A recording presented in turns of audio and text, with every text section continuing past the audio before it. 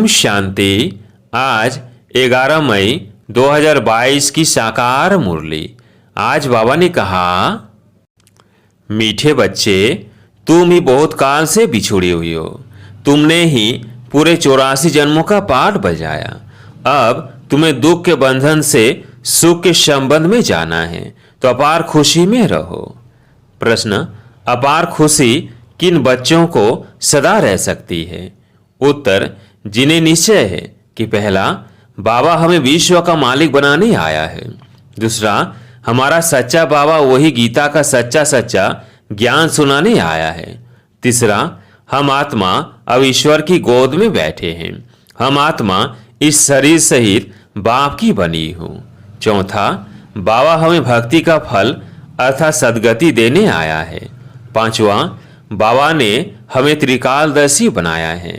छठा, भगवान ने हमें माँ बनकर अडॉप्ट किया है। हम गॉडली स्टूडेंट हैं। जो इस स्मृति व निश्चय में रहते, उन्हें अपार खुशी रहती है। ओम शांति। बच्चों को निश्चय है कि हम आत्मा हैं। बाबा भगवान हमको पढ़ा रहे हैं, तो बच्चों को बहुत खुशी होनी चाहिए। सम्मुख आने से आत्मा समझती है कि बाबा आया हुआ है सब की सद्गति करने। सर्व के सद्गति दाता, जीवन मुक्ति दाता वही है। बच्चे जानते हैं माया घड़ी घड़ी भुला देती है, परंतु यह तो समझते हैं ना, हम बाबा के सम्मुख बैठे हैं। निराकार बाबा इस रथ पर सवार है।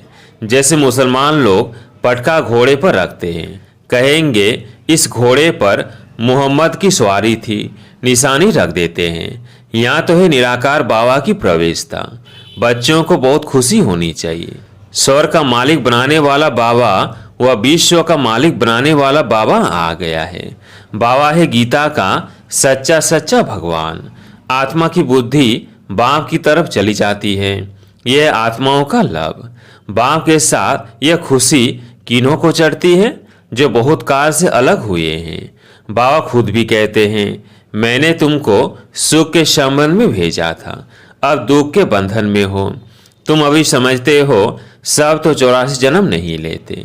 84 लाख का चक्र तो कोई की बुद्धि में बैठ ना सके।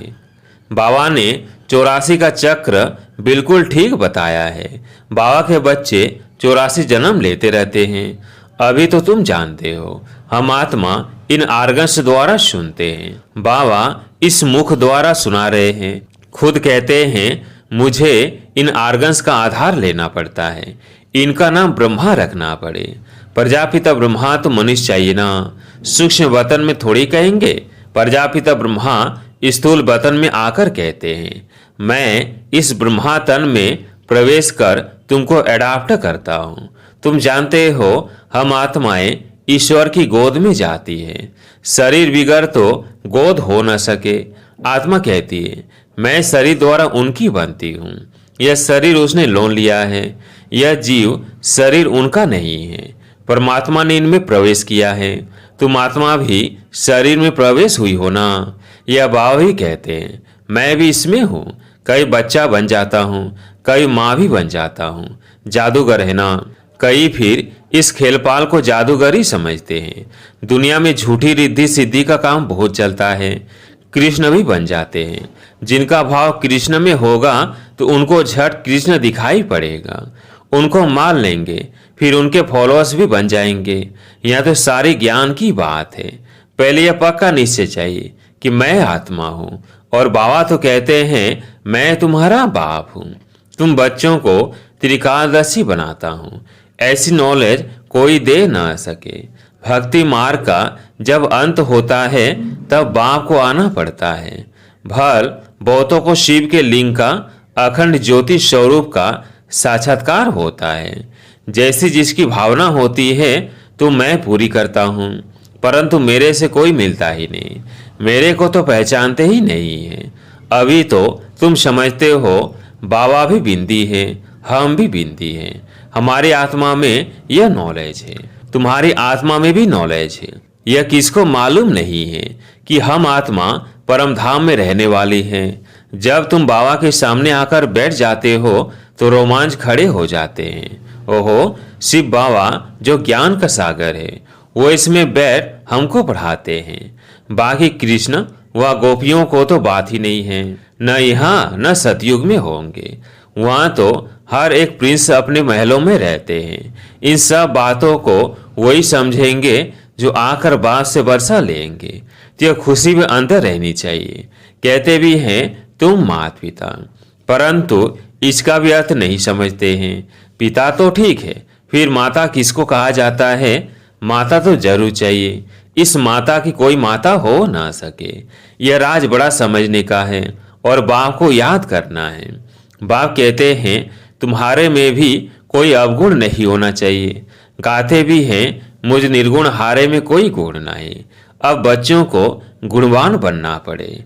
कोई काम नहीं, कोई क्रोध नहीं, देह का अहंकार भी नहीं चाहिए। इस समय तुम यहाँ बैठे हो, जानते हो हम यहाँ हैं, फिर मुझाइश आदि क्यों आनी चाहिए? परंतु यह परिपक्व अवस्था अंत में ही होगी। गाया भी हुआ है, अतिंद्रिय सुख पूछना हो तो गोप गोपियों से पूछो, ये अंत में होगा। ऐसे कोई कह नहीं सकता कि हम 75% अतिंद्रिय सुख में रहते हैं। इस समय पापों का बोझा बहुत है। गुरु कृपा से व गंगा स्नान से पाप नहीं कर सकते हैं। बाप अंत में ही आकर नॉलेज देते हैं, दिखाते हैं कन्या द्वारा बाण मरवाए और मर गए, फिर मरने के समय गंगा जल पिलाया।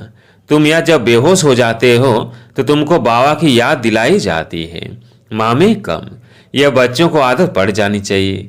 ऐसे नहीं कोई याद कराए, शरीर छोड़ने के समय आप ही याद आवे।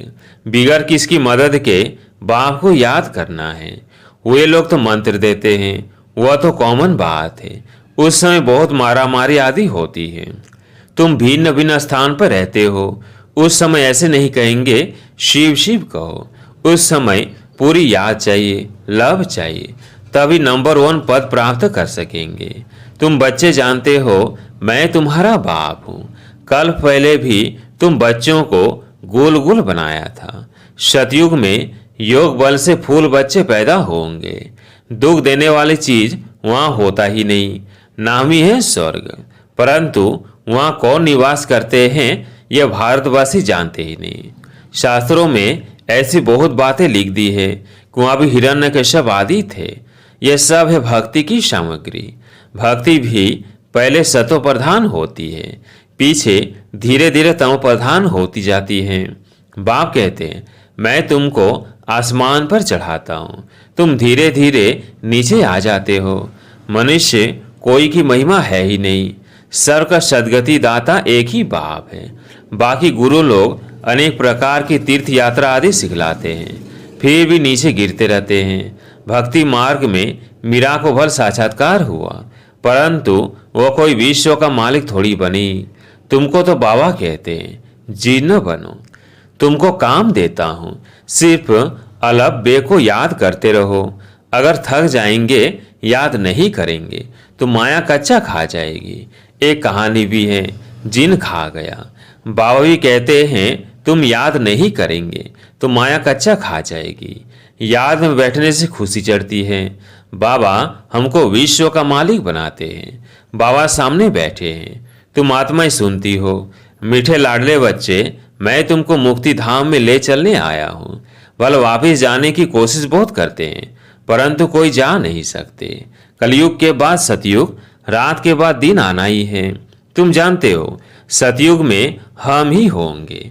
बाबा फिर से हमको राज्य भाग्य देते हैं। खुशी का पारा चढ़ेगा अंत में, जब फाइनल होंगे। विनाश हो जाएगा, तुम साक्षी होकर देखते रहेंगे।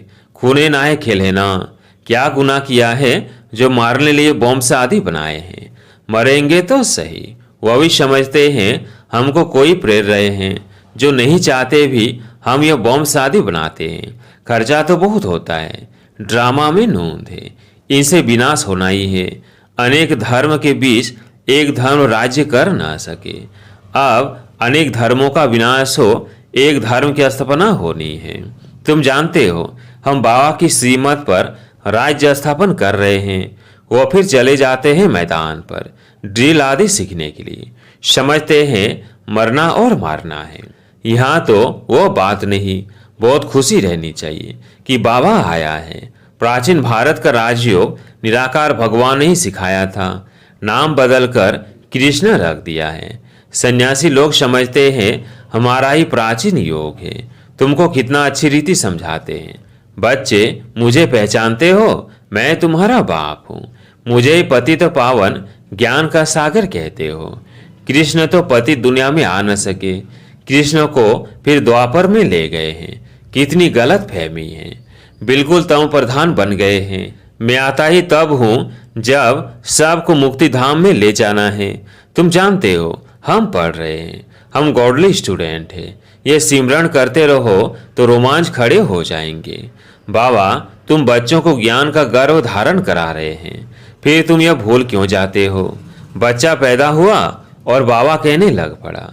समझ जाते हम बारी से, तो निरंतर दादे को याद करो। बाबा मत देते हैं, बच्चे काम महाशत्रु है। इसने तुमको आदि मध्य अंत बहुत दुख दिया है। यह है मृत्यु लोक वैशालय। राम शिवालय बनाते हैं जिसमें देवी देवता धर्म का राज्य होता है, परंतु उन्होंने कैसे राज्य लिया, कब लिया, यह तुम अब जान गए हो। वह समझते गॉड गॉडेज कभी लेते हैं। किस एक बड़े को समझ में आ जाए तो आवाज फैल जाएगा। गरीब की तो कोई बात नहीं सुनते। तुम्हारे में भी नंबरवार धारणा वाले हैं। स्कूल एक ही है, टीचर एक ही है, बाकी पढ़ने वाले सब नंबरवार हैं। अच्छा, मीठे मीठे सिकिलधे बच्चों प्रति माता पिता बाप दादा का याद प्यार और गुड मॉर्निंग। रूहानी बाप की रूहानी बच्चों को नमस्ते। हम रूहानी बच्चों की रूहानी बाप दादा को याद प्यार गुड मॉर्निंग नमस्ते नमस्ते। धारणा के लिए मुख्य सार। पहला पॉइंट, माया के वास से बचने के लिए जिन्न बन अलग और बे को याद करते रहना है। सिर पर जो पापों का बोझा है उसे योग बल से उतारना है। अतिंद्रिय सुख में रहना है। दूसरा पॉइंट, मुख से सिर्फ शिव शिव नहीं करना है, बाप से सच्चा लव रखना है। कांटों से फूल बनाने की सेवा में तत्पर रहना है। आज प्यारे मीठे बाबा का वरदान, निश्चिंत स्थिति द्वारा यथार्थ जजमेंट देने वाले निश्चय बुद्धि विजयी रतन भव। निश्चिंत स्थिति द्वारा यथार्थ जजमेंट देने वाले निश्चय बुद्धि विजयी रतन भव। सदा विजयी बनने का सहज साधन है एक बल एक भरोसा। एक में भरोसा है तो बल मिलता है। निश्चय सदा निश्चिंत बनाता है और जिसकी स्थिति निश्चिंत है वो हर कार्य में सफल होता है, क्योंकि निश्चिंत रहने से बुद्धि जजमेंट यथार्थ करती है। तो यथार्थ निर्णय का आधार है निश्चय बुद्धि निश्चिंत। सोचने की भी आवश्यकता नहीं, क्योंकि फॉलो फादर करना है, कदम पर कदम रखना है।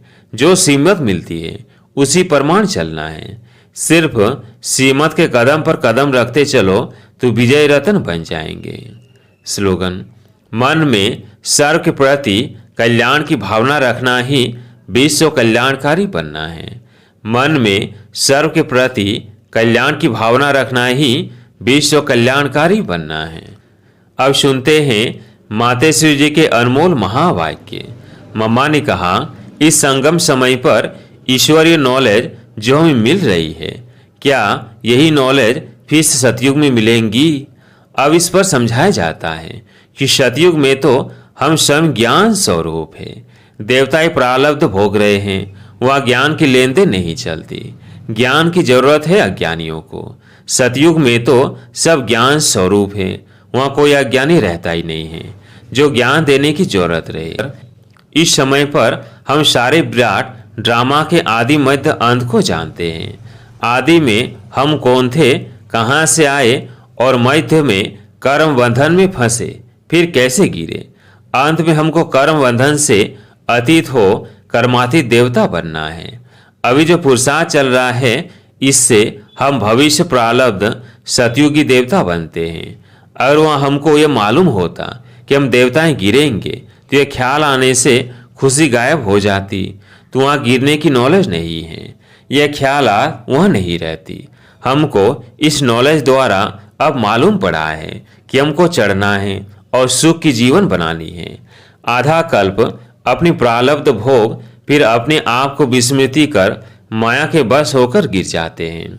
यह चढ़ना और गिरना अनादि बना बनाया खेल है। ये सारी नॉलेज अभी बुद्धि में है, ये सतयुग में नहीं रहती। अच्छा, ओम शांति।